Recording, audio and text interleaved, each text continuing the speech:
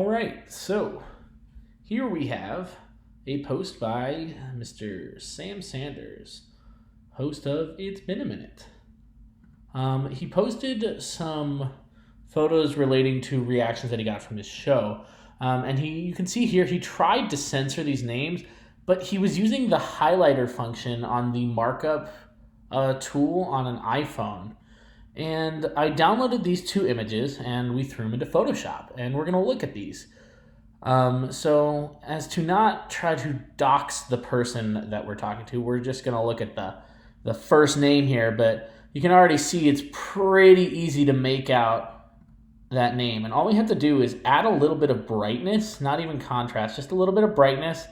We add a couple layers at as bright as it'll go, and I can read through the attempted censoring pretty easily.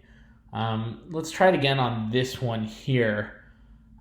This one, as you can see, is done a little bit better, but at the same time, it is really easy to see. Again, I have it off to the side, so I'm not releasing any sort of information, but if you see, when we add brightness a couple layers at a time, we start being able to make out the entire email address. I know it looks a little tough to see from there, but like when you back it up a little bit, I can read the whole email address.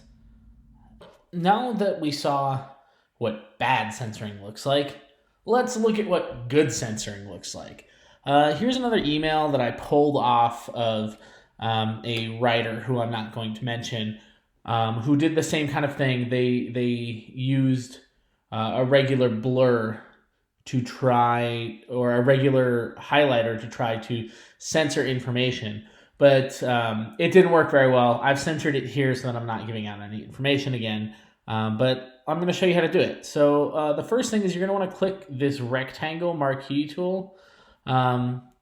If you're doing a face, you can maybe choose the elliptical one or a lasso tool or something.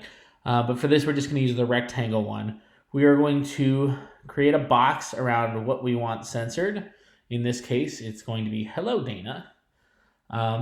We're going to go to Filter, and we're going to go to Pixelate. I like to use Mosaic.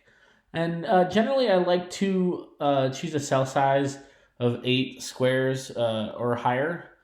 The problem is once it gets lower, you can still read it.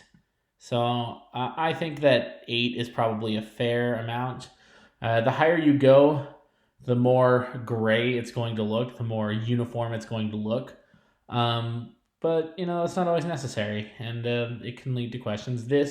People can clearly see that that the information's been censored, and there's no easy way to go and figure out that information. In fact, I don't even know of a way to figure out that information without running a program to decode that information.